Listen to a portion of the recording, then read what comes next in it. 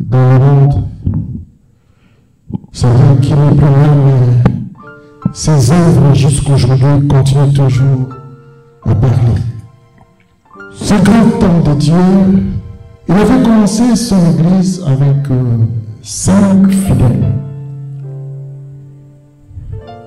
Son église aujourd'hui compte 750 000 membres. 750 000 membres.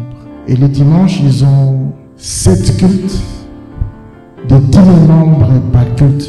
Et mon épouse, Maman Claire, elle a eu la grâce de visiter son église en Corée du Sud et puis la rencontrer personnellement.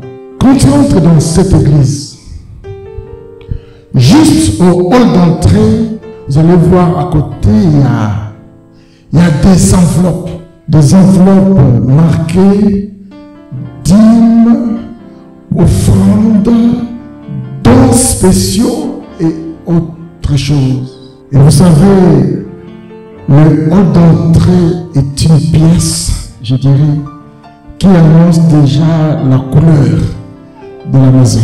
Quand quelqu'un vient chez vous, dès qu'il entre le hall d'entrée, il sait déjà. Si elle est désordre, tu vois déjà qu'ici, il y a un peu de désordre. Mais là, quand vous entrez, la première chose qui vous attend, des enveloppes, dîmes, offrandes, des dons et autre chose. Et le témoignage de cet homme de Dieu, un témoignage poignant. Au début, quand il a commencé le ministère, il a commencé le ministère sous un chapiteau trouvé. C'est là qu'il avait commencé le ministère. Et vous imaginez, chaque fois qu'il pleuvait, les bancs étaient mouillés, les gens devaient se déplacer. Et ce n'était pas facile pour cet homme de Dieu. Et dans ses prédications, chaque fois quand il prêchait, il ne cessait de dire, est-ce que dans cette église, il n'y a pas des hommes et des femmes pour bâtir la maison de Dieu? Mais les fidèles étaient insensibles. Et il ne cessait de le répéter. Est-ce que dans cette église, il n'y a pas des hommes et des femmes pour bâtir la maison de Dieu? Et ce soir, je vais dire comme l'homme de Dieu, Yonggi Cho, est-ce que dans cette église, il n'y a pas des hommes et des femmes pour bâtir la maison de Dieu? Toi qui m'entends ce soir, est-ce qu'il n'y a pas des hommes et des femmes dans cette église pour bâtir la maison de Dieu? Il répétait la même chose, mais il n'y avait aucune réaction. Mais chaque fois qu'il répétait, dans l'église, il y avait un diacre. Un diacre qui n'avait pas de moyens. Il ne travaillait pas. Et ça lui faisait mal. Chaque fois quand il entendait, le pasteur insistait, répétait. Est-ce que dans cette église, il n'y a pas des hommes et des femmes pour bâtir la maison de Dieu? Ça lui faisait très mal. Et il se dit non, je dois faire quelque chose pour mon Dieu. Ça me fait mal d'entendre le pasteur tout le temps crier comme ça. Et le diacre, qu'est-ce qu'il a fait? Il s'est mis en prière, en jeûne, pendant 3 jours, sans rien manger, sans rien boire. Et le 3e jour, il entend une voix audible. Vends tes yeux. Vends tes yeux. Il dit non, non, non, non. Ça ne doit pas être Dieu. Ça doit être le diable et le démon qui me parle. Dieu ne peut pas me demander de vendre mes yeux. Il fait savoir comme s'il n'a rien entendu. Il entend encore la voix. Vends tes yeux. Et c'était plus fort que lui. Et il a compris. Non, non. Ça, c'est le Seigneur qui est en train de me parler. Et en Corée du Sud, aujourd'hui, je ne sais pas, mais à cette époque-là, la loi n'interdisait pas la vente d'organes humains. Le diacre prend son courage à 2 mains. Il va dans un grand hôpital du pays. Il voit le directeur de l'hôpital. Et dit, mais c'est le directeur, je suis venu vendre mes yeux. Le directeur le regarde comme ça. Répète encore ce que tu veux dire. Je suis venu vendre mes yeux. Le directeur le regarde et dit, dis-moi la raison. Mais tu es jeune, tu n'as même pas 30 ans. Pourquoi veux-tu vendre tes yeux? Et dit au directeur, j'aime Dieu, j'aime mon église, j'aime mon pasteur, mais ça me fait mal. Chaque fois quand le pasteur dit, est-ce que dans cette église, il n'y a pas des hommes et des femmes pour bâtir la maison de Dieu? Et pourtant, je connais des gens qui ont des moyens. Il y a même des riches dans mon église. Et le directeur était là, il n'en revenait pas dire, c'est pas possible. Mais ce que le diacre ne savait pas, le directeur aussi est un chrétien. Et le directeur dit, au diacre, accorde-moi 2 semaines, tu viens me le voir dans 2 semaines, je vais voir ce que je peux faire pour toi. Le diacre, il est tourné. Et après 2 semaines, il est allé voir le directeur. Et pendant ce temps, le directeur a fait quoi? Le directeur connaissait un pasteur aux États-Unis. Le directeur a pris le téléphone pour l'appeler. Pasteur, j'ai rencontré quelqu'un aujourd'hui qui est un Dieu, un jeune homme.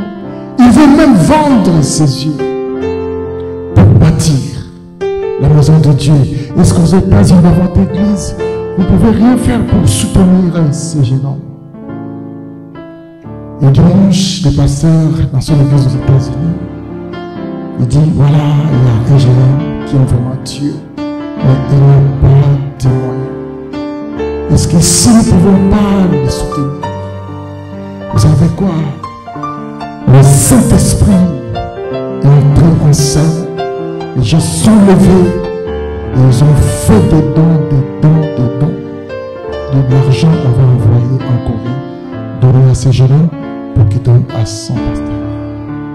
Et c'est ce qui s'est passé. 2 semaines, on lui donne l'argent. Et pour le pasteur qui est là aux États-Unis, les jeunes hommes là, nous allons le prendre en charge. Ils peuvent venir faire la théologie ici, aux États-Unis. Bref, les jeunes hommes sont partis aux États-Unis faire la théologie et l'argent, nous voulons donner à son église. Comme je vous ai dit, Dieu peut te demander une chose difficile pendant des moments de crise, pendant des moments difficiles. Si tu es sensible aux choses de l'esprit, tu vas comprendre que là, Dieu est en train de me parler. Je le sens très fort dans mon esprit. Dieu veut faire quelque chose dans ta vie. Dieu veut faire quelque chose dans cette église. Il faut être sensible, comprendre ce que je suis en train de vous communiquer. Ce message, c'est pour te bénir. C'est pour te délivrer. Et c'était la joie dans l'église. Et le passé va continuer tous les dimanches. Est-ce qu'il n'y a pas des hommes et des femmes dans cette église pour soutenir les ministères, pour bâtir la maison de Dieu? Un dimanche comme ça aussi, on voit, pendant que le pasteur est en train de parler, on voit il y a une vieille dame qui se lève. Une vieille dame pauvre. Pendant que le pasteur parlait, elle se lève et vient juste devant le pasteur et dit, pasteur, ça me fait mal. Je sais que je suis pauvre. Je n'ai rien. Ma richesse, tout ce que j'ai, c'est ce bol de riz. Je donne ce bol de riz à la gloire de mon Dieu. Vous savez, Dieu parfois nous surprend. Pendant que la dame est en train de donner ce bol de riz au pasteur, le pasteur dit non, ma fille, c'est la seule richesse qui te reste et tu n'as rien. Garde ça pour toi. Non, papa, je donne ce bol pour la gloire de mon Dieu. Et vous savez quoi? Du coup, dans son église, on voit un monsieur qui se lève pour dire, je donne 10 000 $ pour ce bol. Et l'homme de Dieu termine, l'autre encore se lève de l'église, moi je donne 50 000 $ pour ce bol. Le prix commence à monter et ils ont eu l'argent pour bâtir la maison de Dieu. Est-ce qu'on peut acclamer le Seigneur pour ce témoignage? Bâtir la maison de Dieu. Mais vous savez, quand nous lisons la parole de Dieu dans Jérémie chapitre 29, verset 1, la Bible dit quoi? Car je connais le projet que je forme sur vous, dit l'Éternel, projet de paix et non de malheur, afin de vous donner quoi? Afin de vous donner un avenir et de l'espérance. Ce verset nous dit clairement que Dieu a des projets pour nous. Que Dieu a des projets pour toi. Est-ce que je parle à quelqu'un ce soir? Bien-aimé, le regard de Dieu sur toi et moi, il a des projets pour nous. Et cet après-midi, je voulais dire à quelqu'un, tu es le projet de Dieu. Non, je dis bien, tu es le projet de Dieu. Oh, ce matin, ce soir, je dis amen à cette parole. Dieu a vraiment des projets de paix et non de malheur pour cette église. Moi, je crois à sa parole parce qu'il n'est pas un homme pour mentir. Il veille toujours sur sa parole pour l'exécuter. Vous vous demandez peut-être que Quel est le projet de Dieu pour votre vie? Quel projet? Quel est son projet pour vous? Il dit, le projet que j'ai formé sur vous, projet de paix et non de malheur, afin de vous donner quoi? Un avenir et donner espérance. Bien-aimés dans le Seigneur, comme nous sommes là tous ce soir ou cet après-midi enseignés, qui n'a pas de projet? Qui est sans projet? Je pense que nous tous, nous avons des projets. Peut-être acheter une voiture, acheter une maison ou construire une maison, se marier l'année prochaine. Le projet peut-être d'aller s'installer au Congo ou investir, reprendre les études ou peut-être monter une affaire, que sais-je. Bien-aimés dans le Seigneur, écoutez-moi bien. Dieu a des projets pour chacun de nous. Mais cet après-midi, je suis sérieux avec vous. La question que nous allons nous poser cet après-midi, quel projet avons-nous pour notre Dieu? Quel projet as-tu pour ton Dieu? Et le texte que nous avons lu dans 2 Samuel 7 montre le projet que David a eu. David a eu ce projet-là pour son Dieu. Pas n'importe quel projet. Un projet gigantesque. C'est-à-dire, David projette de bâtir un temple au nom de l'Éternel. Il a cette intention de bâtir une maison, le repos de l'arche de l'Éternel. David dit, moi j'étais fermé et Dieu m'a pris au pâturage derrière les brebis. Je sentais même mauvais. Une jolie femme ne pouvait pas s'approcher de moi. Mais aujourd'hui, Dieu a fait de moi roi. Il m'a mis au large. Dieu m'a donné du repos. Il m'a même délivré de tous mes ennemis. C'est Dieu l'a rendu mon nom grand. C'est Dieu a été avec moi partout. Et maintenant, j'habite dans une maison de saints. C'est fini la brousse et l'arche de l'alliance est sous une tente. Ce n'est pas normal. C'est inacceptable. Je vais bâtir la maison en l'honneur de mon Dieu. Je vais remplacer ce tabernacle portatif par une maison permanente. Bien-aimés dans le Seigneur, suivez-moi attentivement. David a l'intention de bâtir une maison pour son Dieu. Mais le prophète Nathan vient avec un message. Ainsi parle l'Éternel. Ce n'est pas toi qui me bâtiras une maison pour que j'en fasse ma demeure. Tu ne bâtiras pas une maison à mon nom, car toi, tu es un homme de guerre et tu as versé du sang. J'ai choisi ton fils Salomon, celui qui bâtira ma maison et mes parvis. David, tu as une bonne intention de bâtir une maison. Tu as bien fait d'avoir ce projet. Mais ce sera ton fils qui est sorti de tes entrailles qui bâtira la maison à mon nom. Toi, tu as versé beaucoup de sang sur la terre. Et comment David va réagir face à cette nouvelle? Quand vous lisez bien la Bible, vous allez voir que David ne se révolte pas contre Dieu. David ne boude pas. David ne râle pas. David n'en veut pas non plus son fils. Il est jaloux. Est-ce que je parle à quelqu'un ce soir? David ne boude pas. Il n'envie pas son fils. Mais bien au contraire, il fait quoi? Il encourage, il soutient son fils. Et là maintenant, nous sommes, il faut que j'avance aussi. Là maintenant, nous sommes dans 1 Chronique chapitre 28 verset 10. Prenez seulement note pour gagner le temps, je vais lire rapidement. Nous sommes maintenant dans 1 Chronique chapitre 28 verset 10. Là, c'est David qui parle à son fils. Il dit, 1 Chronique 28 verset 10. Prenez note, comme ça nous gagnons le temps. Qu'est-ce qu'il dit? Il dit, mon fils Salomon, considère maintenant que l'Éternel t'a choisi afin que tu bâtisses une maison qui serve de sanctuaire. Mon fils Salomon, fortifie-toi et agis.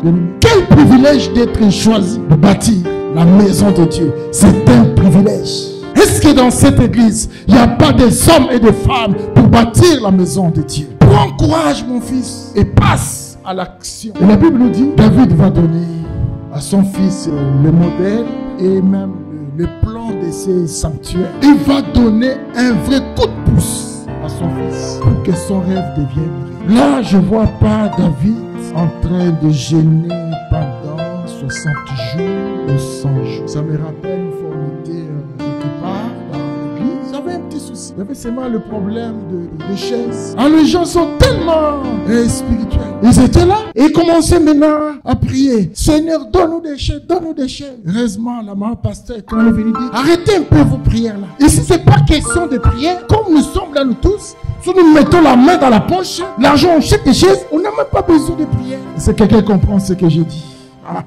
Bien aimé, David, conscient de l'inexpérience de son fils qui est jeune, et la maison qui sera bâtie bénie sera élevée d'un niveau de renommée et de gloire. Et ce que j'aime, David avant sa mort, va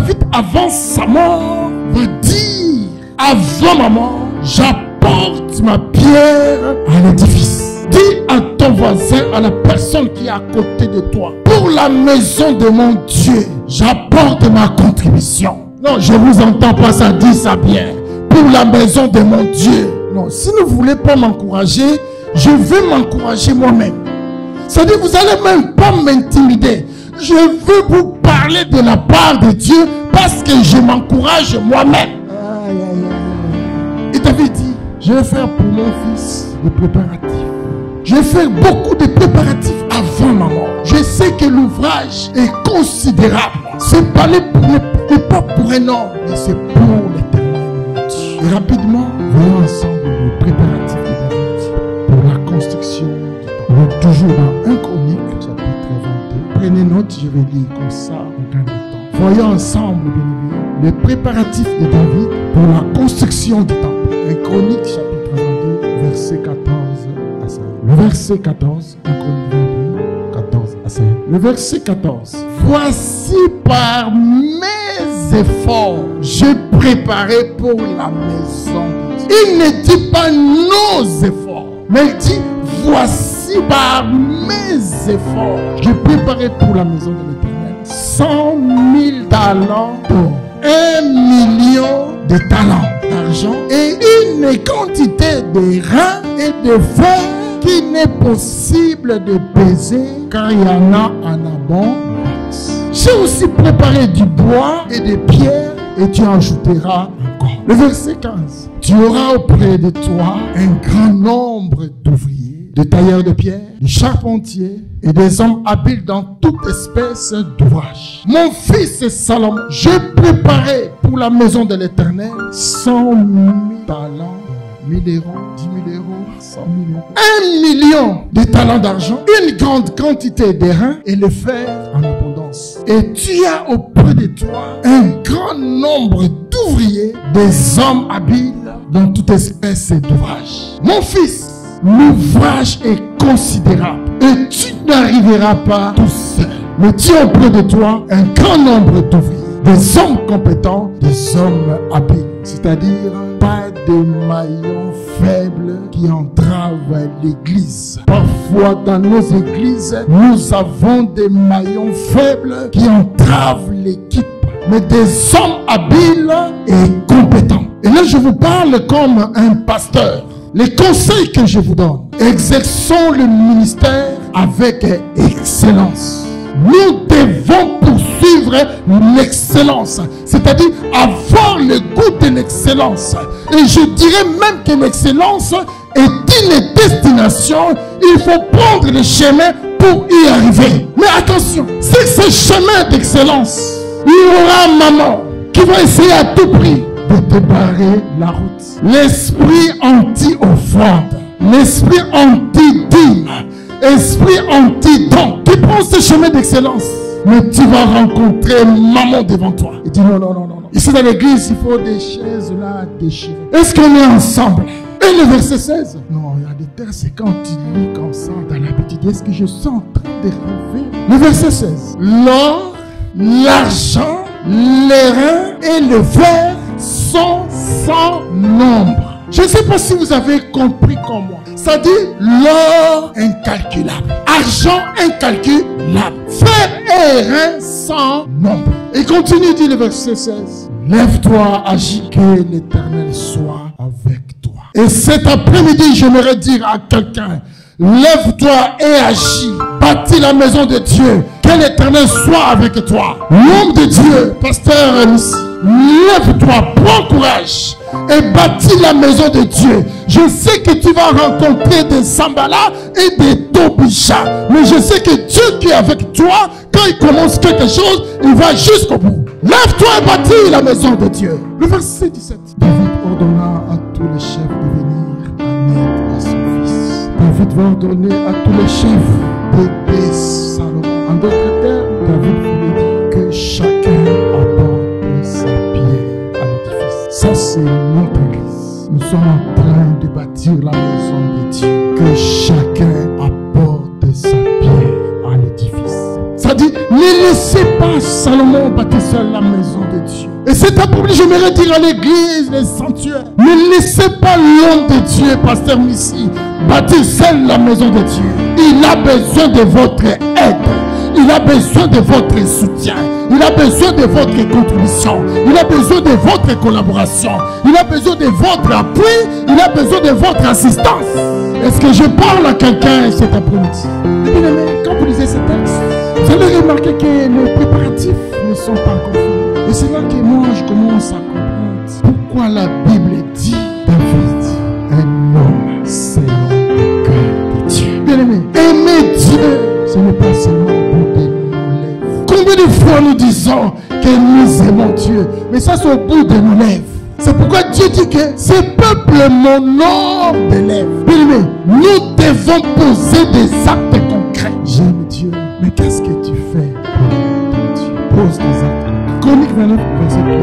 Je vais rapidement. Vous pouvez lire tous les livres de Chroniques, chapitre 29. Vous allez comprendre, tu vas peut-être partager avec vous. Le verset 3, Chronique 29. Ça j'aime. Qu'est-ce que David dit? De plus, dans mon attachement pour la maison, de plus dans mon attachement pour la maison de Dieu. Je donne quoi? Je donne à la maison de Dieu, je donne à la maison de mon Dieu l'or et l'argent que je possède en propre.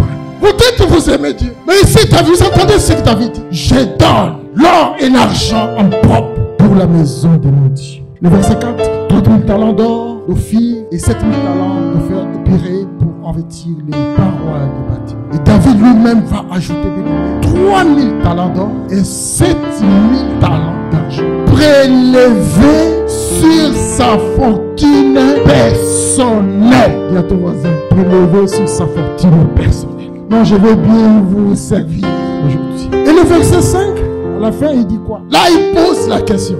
Il pose moi la question au peuple. Il dit, qui veut encore présenter volontairement aujourd'hui ses offrandes à l'Éternel? Mais pourquoi tu me regardes bizarrement? Je suis en train de m'adresser à toi. Qui veut encore présenter volontairement aujourd'hui ses offrandes à l'Éternel? Verset 6, les chefs de maison paternelle, les chefs des tribus d'Israël, les chefs de milliers et de centaines et des intendants du roi firent volontairement quoi? Des offrandes. Ça dit, ils ont tout répondu à la demande du roi. Ils n'ont pas commencé à dire, le roi exagère, il nous demande trop. Là, je vois que ça passe. Le verset 7. Ils donnèrent pour les services de la maison 5 000 talents d'or, 10 000 darics d'or, 10 000 talents d'argent, 18 000 talents de rein et 100 000 talents de fer. Je réponds, David par ses efforts personnels avait recueilli 100 000 talents d'or, 1 million de talents d'argent. Lui-même avait encore ajouté 3 000 talents d'or et 7 000 talents d'argent. Dans les chiffres, on voit que vous êtes déjà embrouillé. Et enfin, les princes, les intendants, les chefs de maison partenaires, ils ont donné combien? 5 000 talents d'or, 10 000 darics d'or et 10 000 talents d'argent. Moi, j'ai eu le temps de faire le total. Au total, ils ont eu 108 000 talents d'or, 10 000 darics d'or et 1 17 000 de talents d'argent. Le fer là était sans nombre, vous n'avez même pas compté. Wow. Parce qu'ils ont compris. C'est ça le problème que nous rencontrons dans nos églises. C'est-à-dire le peuple doit entrer dans la vision de l'homme de Dieu. Vous devez être là derrière l'homme de Dieu. Papa, nous sommes là pour te soutenir. Qu'il neige ou qu'il pleuve à contre-temps, Nous n'allons pas baisser les bras. Nous allons foncer. Papa, tiens bon. Nous sommes là pour te soutenir. J'aime beaucoup ces textes. Un chronique là, toujours 29. Le verset 9. Ça j'aime. Qu'est-ce que le verset 9 dit? Le peuple se réjouit de leurs offrandes volontaires, car c'était avec un cœur bien disposé qu'il faisait à l'Éternel. Et le roi David en a eu aussi une grande joie. C'est-à-dire, le peuple était dans la joie. L'église, les sanctuaires étaient dans la joie. Et l'homme de Dieu aussi était dans la joie. Bien-aimé, vous savez, l'offrande, c'est quelque chose. L'offrande, bien-aimé, c'est question de cœur. C'est pas question d'être riche ou d'être pauvre. C'est question de cœur. Le diacre là chez Yonguichon n'était pas riche. La vieille dame là avec ses pots de riz n'était pas riche non plus. Bien-aimé, quand tu aimes véritablement Dieu, croyez-moi, tu n'as pas besoin ou tu n'as pas de problème pour apporter ton offrande. Tu n'as pas de problème pour soutenir. Et c'est là que j'ai compris. L'offrande reflète le cœur. Vous pouvez paraître, mais Dieu sonde le cœur. Nous pouvons dire que toi, tu as la crainte de Dieu. Nous pouvons dire que toi, tu es fidèle. Nous pouvons dire que toi, tu aimes Dieu. Mais en matière de crainte, bien-aimé, tu ne peux pas mentir Dieu. En matière de crainte, bien-aimé, ou de fidélité, tu ne peux pas mentir Dieu. Et si quelqu'un est avec moi, il faut que j'avance. Et nous voyons David, bien-aimé, après avoir fait les préparatifs nécessaires pour la construction du temple. Et avant sa mort, David va faire une prière. Pas n'importe quelle prière, une prière remarquable. Une chronique toujours 29, à partir du verset 10 jusqu'à 15. Nous sommes au verset 10. La prière de David. David bénit l'Éternel en présence de toute l'assemblée. Il dit, béni sois-tu d'éternité en éternité, l'Éternel Dieu notre Père d'Israël. Le verset 11. À toi l'Éternel la grandeur, la force et la magnificence, l'éternité, la gloire. Car tout ce qui est au ciel et sur la terre t'appartient. À toi, Éternel, reine, car tu t'élèves souverainement au-dessus de tout. Le verset 12. C'est de toi que viennent la richesse et la gloire. C'est toi qui domines sur tout. C'est dans ta main que sont la force et la puissance. Et c'est ta main qui a le pouvoir d'agrandir et d'affermir toutes choses. Le verset 13. Maintenant, ô notre Dieu, nous t'aimons et nous célébrons ton nom. Le verset 14. Car qui suis et qui est mon peuple pour que nous te puissions te faire volontairement ces offres. Je vais te dire une chose. L'offrande est volontaire. Ne dis pas qu'on nous demande trop. L'offrande est volontaire. Tu n'es pas obligé. Tu peux donner comme tu ne peux pas donner, mais l'offrande, elle est volontaire. C'est ça que moi je ne comprends pas. Tu ne veux rien donner, mais tu veux influencer les autres pour qu'ils ne soutiennent pas l'œuvre de Dieu. Vous m'aimez toujours. Vous m'aimez toujours. Il continue. Tout vient de toi et nous recevons de ta main ce que nous offrons. Frère, tout vient de Dieu. C'est-à-dire tout ce que nous lui offrons, nous le recevons de sa main. Est-ce que tu es conscient de cela? Verset 15. Nous sommes devant toi des étrangers et des habitants. Comme tous nos pères, nos jours sur la terre sont comme l'ombre et il n'y en a point d'espérance. La prière de David. Éternel est notre Dieu. C'est de ta main que vient la richesse. Tout ce que nous avons préparé, c'est à toi que tout appartient. Tout c'est tout. Tout c'est tout. Tout vient de toi et nous recevons de ta main ce que nous offrons, frère. Tout appartient à Dieu. En réalité, nous ne donnons rien à Dieu parce que tout vient de nous. Et la Bible dit, bien aimé, après avoir fini tous les préparatifs et faire cette prière, la Bible dit, David mourut dans une heureuse vieillesse, rassasié de jours, de richesses et de gloire. Et son fils régna à sa place. Est-ce qu'on peut acclamer le Seigneur? Église des sanctuaires, écoutez-moi bien. Un des secrets si tu veux être béni, finir tes jours dans une heureuse vieillesse, rassasié de jours, de richesses et de gloire. Ne néglige jamais, jamais, jamais la maison de Dieu. Ce n'est pas moi qui le dis, c'est Dieu qui le dit. Nous sommes au verset 6 ou 7. Nous descendons notre texte de base. Le verset 6 dit quoi? Il dit, je n'ai point habité dans une maison depuis le jour où j'ai fait monter les enfants d'Israël en Égypte jusqu'à ce jour. J'ai voyagé sous une tente et dans un tabernacle. Il continue le verset 7. Partout où j'ai été avec les enfants d'Israël, je n'ai pas demandé à qui que ce soit de me bâtir une maison. Mais toi, David, puisque tu as projeté, puisque tu as une idée, tu as une intention de me bâtir une maison. Voici les bénédictions qui deviendront ton partage. Voici les retombées. Je t'annonce à partir d'aujourd'hui. Moi, l'Éternel, je te bâtirai une maison. Et non pas seulement que je te bâtirai une maison, j'enfermerai pour toujours le trône de ton royaume. Je veux te bâtir une maison. David n'avait même pas bâti la maison de Dieu. Il n'avait que le projet. Il n'avait que l'intention. Et Dieu a vu son cœur. Il dit, moi l'Éternel, je vais te bâtir une maison. C'est pour dire, si aujourd'hui tu es locataire, demain tu vas devenir propriétaire. C'est-à-dire, tu n'auras même plus le souci de rembourser le prêt à la banque. Et j'ai compris, bien aimé, Dieu paye cash. Dis à ton voisin, Dieu paye cash. Quelle bénédiction. Bien aimé, voyez-vous comment David a touché le cœur de Dieu. Juste pour une seule chose.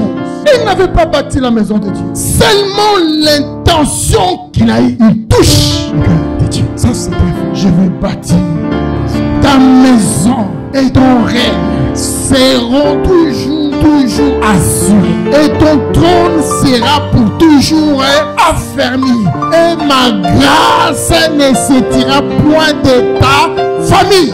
Donc pour dire David, cette bénédiction n'est pas seulement pour toi seul, mais c'est aussi pour ta famille, c'est aussi pour ton épouse, pour tes enfants, tes petits-enfants. Les maisons et ton règne seront pour toujours assurées. En d'autres termes, assurance vieillesse garantie. Assurance vie garantie. Assurance habitat garantie. Assurance multirisque garantie. Catastrophe naturelle garantie. C'est-à-dire, tu n'as plus besoin de souscrire une assurance chez AXA. C'est moi ton assurance. Je suis ton assureur. C'est-à-dire, tu n'as plus besoin de l'assurance Omnium. Tu n'as pas besoin de renouveler chaque année ton assurance. Avec moi, tu as la garantie à vie. Oh, j'aimerais dire à quelqu'un ce soir, avec Dieu, tu as la garantie à vie. Oui, frère, il n'y a que Dieu qui peut te donner la garantie à vie. Avec nos assurances, tu peux régulièrement, les jours que tu auras un petit retard, peut-être il y a un accident, le remboursement, tu vas fatiguer, tu vas commencer à courir. Mais avec Dieu, tu es garanti pour toujours. Tu es garanti pour toujours. Je te garantis même quand tu as des problèmes. Je te garantis quand tu as des soucis. Je te garantis quand tu as des difficultés. Mais Dieu va encore plus loin. Non pas seulement toi, mais aussi ta famille. Moi, l'Éternel, j'ai garanti ta position. J'ai garanti ton trône. C'est-à-dire, tu deviens incontournable. Personne ne t'enlèvera là. Il n'y aura pas de coups bas, il n'y aura même pas de coups d'état. Ça c'est Dieu. Et ce que j'aime ne se retira point de ta famille. C'est-à-dire, tu as ma faveur pour toujours. Oui, la grâce et le bonheur t'accompagneront tous les jours de ta vie. Frère, David n'a même pas vu Moïse, il n'a pas vu Dieu comme Moïse.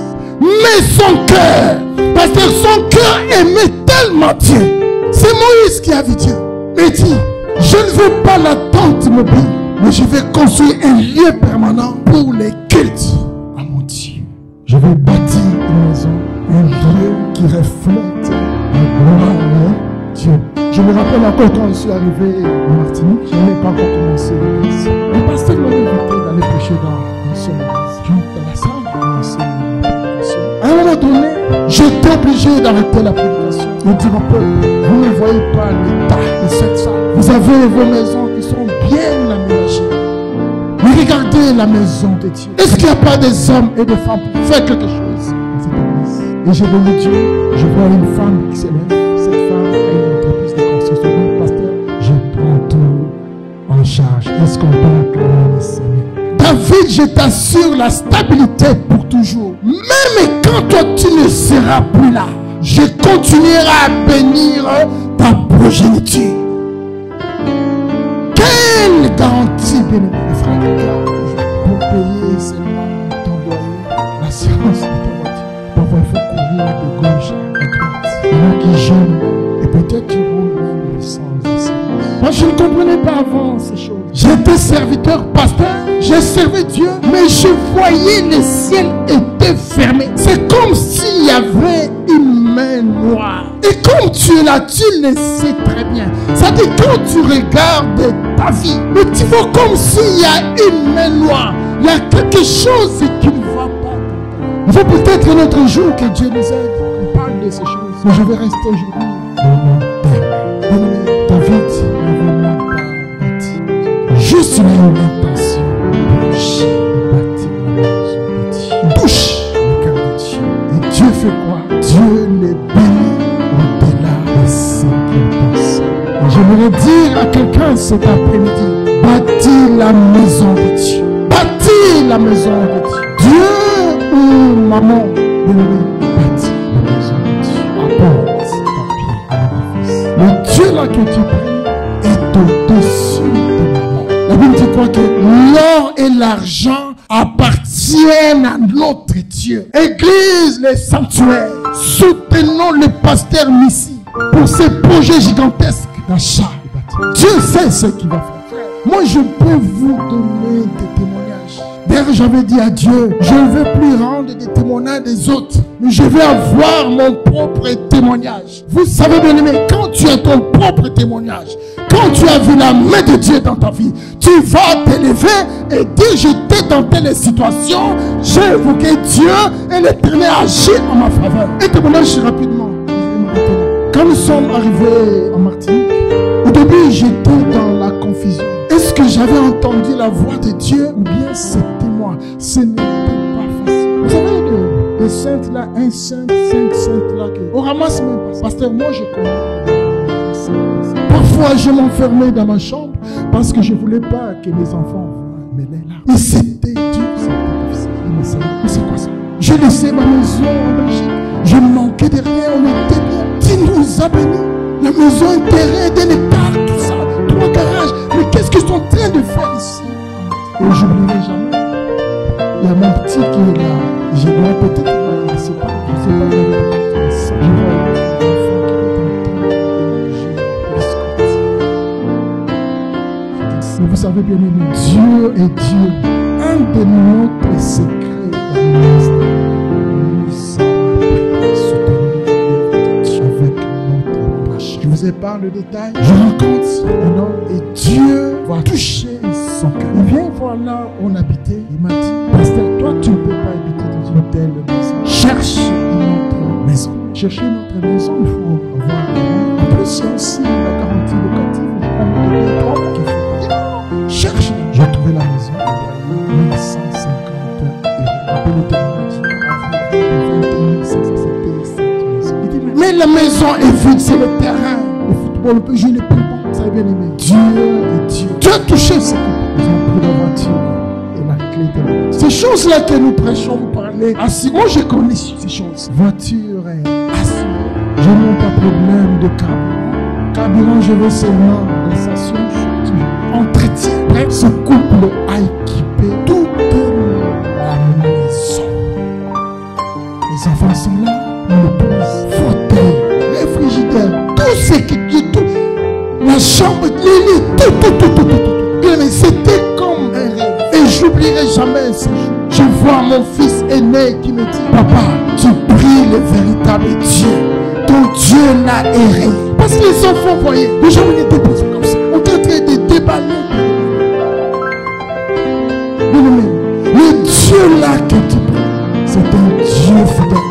C'est Dieu. Mon Père n'a aucun cas d'escroquer. Dieu a des secrets. Vous savez bien aimé, Satan et maman craignent les personnes qui sont fidèles en matière de dîmes, offrandes et dons. Toi, tu ne sais pas. Moi, ça, avant, je ne savais pas. Bien aimé, comme toi, tu es là, je te dis la vérité. Le diable craint ton offrande. Parce que c'est que cette offrande sera présentée sur l'autel de l'église. Et c'est en ce moment-là que Dieu va déployer le mécanisme de bénédiction en ta faveur. Et il t'empêchera. Tu ne sais pas. Mais le diable craint ton offrande. L'offrande, bien-aimé, est une sémence. Il y a plusieurs secrets derrière l'offrande que beaucoup d'entre nous ignorent. Moi, je connais, bien-aimé, des gens qui ont mis Satan KO par leurs offrandes. Frère, l'offrande parle. Vous pouvez vous trouver dans des situations difficiles, compliquées.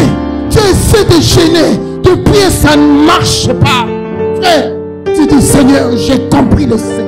Tu prépares ton offrande dans la maison. Tu dis, Seigneur, pour cette situation, je vais voir ton puissance, je vais voir ta gloire. Et tu viens dans ces lieux, avant de donner ton offrande, tu les présentes d'abord à Dieu. Et Dieu va se souvenir de ton offrande. Un secret que beaucoup de personnes ne connaissent. Il y a des situations comme ça compliquées avec nos enfants, beaucoup de choses. Tu bâtis l'autel. J'ai bâti cet autel en l'honneur de mon Dieu. Frère, l'offrande c'est quelque chose. Tu entends ce que je te dis? Je dis l'offrande c'est quelque chose. Et pour terminer, je vous prie de vouloir vous. Nous allons lire ensemble un verset. Nous allons prendre Juge. Tout le monde, s'il vous plaît, levez-vous. S'il vous plaît, je vous en prie, levez-vous, c'est très bien. Juge chapitre 6. Nous allons lire tous ensemble la parole de Dieu. Juge chapitre 6, je vous donne le verset. Juge chapitre 6. Tout le monde a trouvé? C'est très important. Tout le monde a trouvé? Ok, voilà, on va lire. Juge chapitre 6, le verset 18. Je compte 1 jusqu'à 3 et nous lisons ensemble la parole de Dieu. 1, 2, 3. Gédéon lui dit.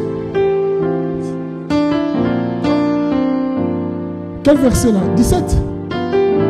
Non, on lit Gédéon 6. C'est ça. Ah, pardon, excusez-moi, ok, c'est mon livre. Juge, chapitre 6. 17 et 18. Alors, vas-y. 1, 2, 3. Oui. Si j'ai trouvé grâce à tes yeux, donne-moi un signe pour montrer que c'est toi qui me parles. 18. Ne t'éloigne pas d'ici jusqu'à ce que je revienne auprès de toi. Ensuite, quoi? Que j'apporte mon offrande et que je la dépose devant toi. Et l'Éternel dit quoi? Resterai jusqu'à ce que tu reviennes. Ne t'éloigne pas d'ici jusqu'à ce que je revienne auprès de toi. Que j'apporte mon offrande et que je la dépose devant toi. Et l'Éternel me dit quoi? Je resterai jusqu'à ce que tu reviennes. Frère, voyez-vous, s'il est question de l'offrande, bien-aimé, Dieu n'est pas pressé. Il dit, je veux attendre jusqu'à ce que tu reviennes. Même si tu vas aller à Paris, moi je dois attendre jusqu'à ce que tu reviennes. Va chercher ton offrande. Moi j'attends, je te montre. Parce que Dieu connaît. Quand il voit l'offrande, c'est quelque chose. Il dit, je ne suis pas pressé. S'il va à Paris, va. Si pas à Londres, vas-y. Moi je vais rester ici. Je vais attendre l'offrande. Et je vais terminer, bien-aimé, à ces vies. Bien-aimé, je vous parle comme un pasteur, comme un père. Si tu comprends la grâce que Dieu t'a faite, tu n'as pas besoin de révélation. Tu n'as pas besoin d'enseignement, de prophétie pour offrir à Dieu quelque chose de valeur qui coûte. Vous allez remarquer dans la Bible, tous ceux qui ont compris la en leur faveur, ont bâti un hôtel à Dieu en silence. Tu es là ce soir. Tu as un problème, tu as une situation qui te dérange. Tu es cette personne qui dit, mais Seigneur, jusqu'à quand? Dieu a envoyé son serviteur pour te parler de la réponse, le miracle, la délivrance, la bénédiction. Je vois dans la Bible Noé bien-aimé après avoir compris la grâce de Dieu. Et dit, Noé a offert à Dieu les offrandes, non pas seulement en quantité, mais aussi en qualité. Ami, pasteur, on va bêter l'histoire. Un jour, une histoire dans son église, c'est quoi ça? Papa, Dieu m'a béni. Je viens de voir un nouveau piano. Oh, à Kalawana, mon église. Le pasteur dit, pas question, moi je veux le nouveau piano là que tu viens d'acheter. Oh, et si quand on a besoin, tu viens monter la maison de Dieu. Nous allons se débarrasser. Mais Noé a offert à Dieu les offrandes en quantité et en qualité. Et ce que j'aime, la Bible dit quoi? L'Éternel sentit une odeur agréable. C'est-à-dire, l'offrande de Noé était un parfum de bonne odeur. Et lisez bien ce texte. Et c'est là que je veux. À cause, bien aimé, de l'offrande de Noé, Dieu dit quoi? Je ne maudirai plus la terre. C'est-à-dire, l'offrande arrête même la malédiction. Que Dieu nous aide un jour que nous parlons de ces choses. Bien aimé dans le Seigneur. Église, le sanctuaire. Dieu peut exaucer un homme à cause de ses offrandes.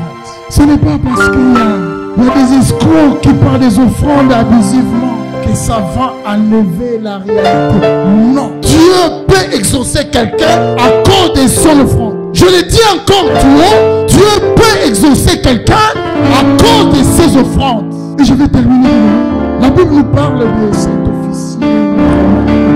Comment il avait eu la victoire sur la mort et la maladie. La Bible dit qu'il avait un esclave malade qui était sur le point de mourir.